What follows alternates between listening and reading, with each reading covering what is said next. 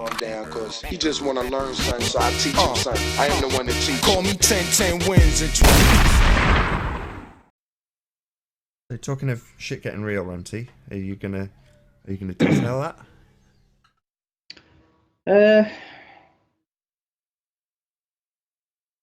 Yeah, I suppose. Yeah, Hold shit on. got real. Before you do, so everyone get yourself comfortable. Make sure you're sitting down and take in what Ranty's about to say. I just want to give it a little bit of a build-up because it deserves it.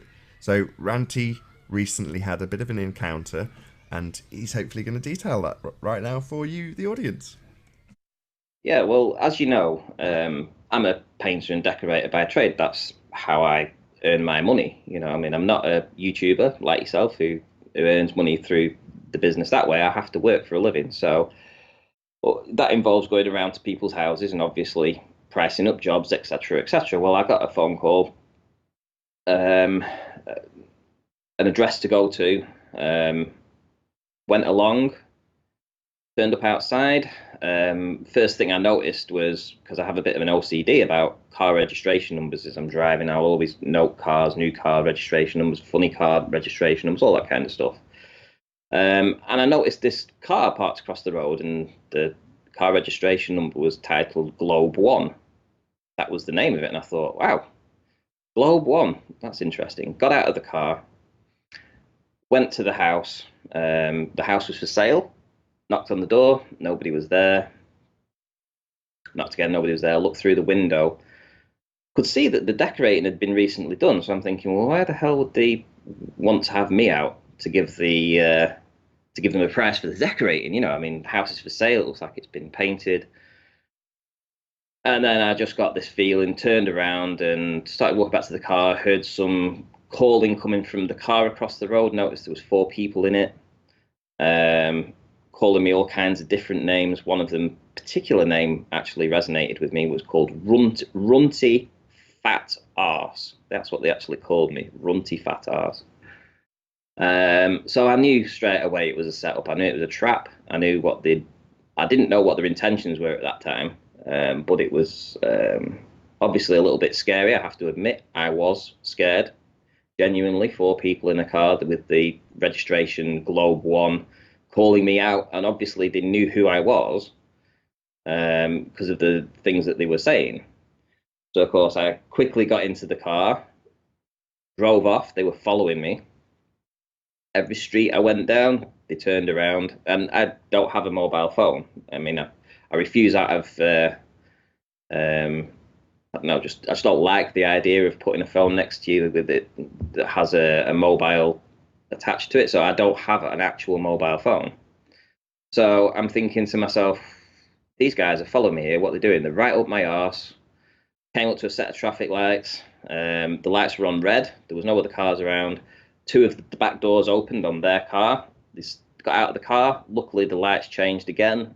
Set off.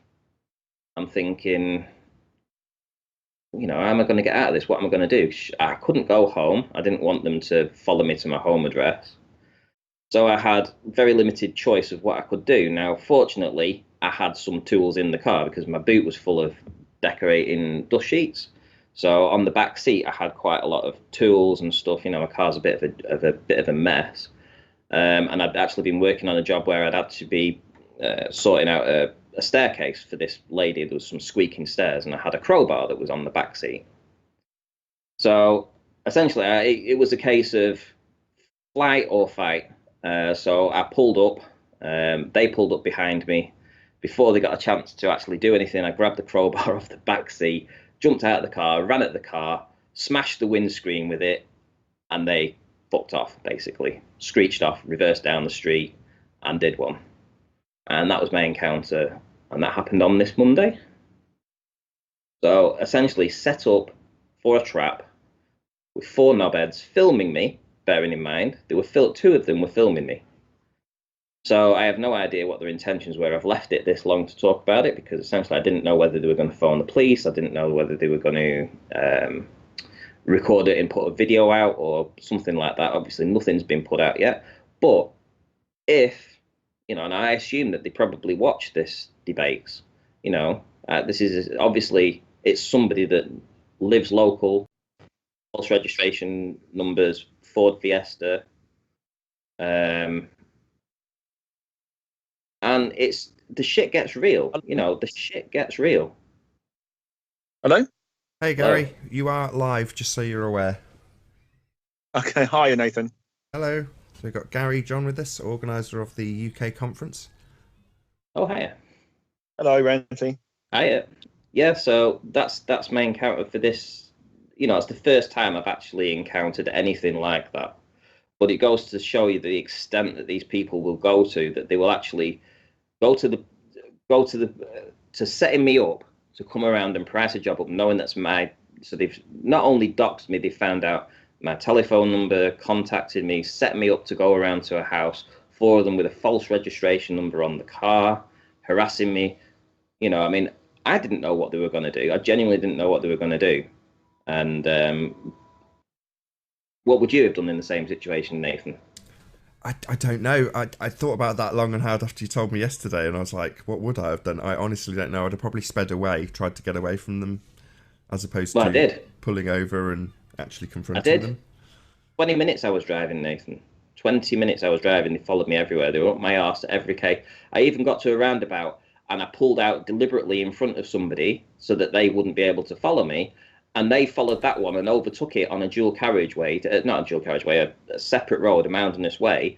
They overtook that car so that it could come up my arse again. Literally dangerous driving all over the place. This is why you don't want to drive a Corsa. You need to get yourself a V8. Well, I don't know, but what I'm saying is that when I say shit gets real, I mean this is the extent that these people will go to. Man, mad story. I couldn't believe my ears when I heard it yesterday.